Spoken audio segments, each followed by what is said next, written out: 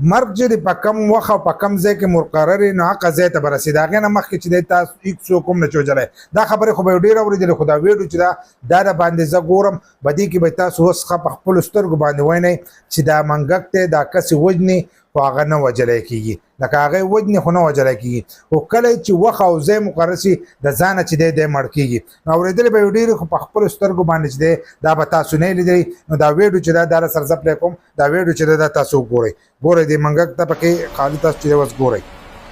ګوره ته دا خپاړو والا چې دی دی ګوره ته اوس وجني یعنې आज دغه پې له پاسه دی وجني صحیح که هغه وجلو خو بچتی شو بیا یې حمله یې پې وکړه دوه پیرې په هغه باندې حمله ده وکړه خو دغه چې دی بچ شو هغه لاندې ټوپ کړو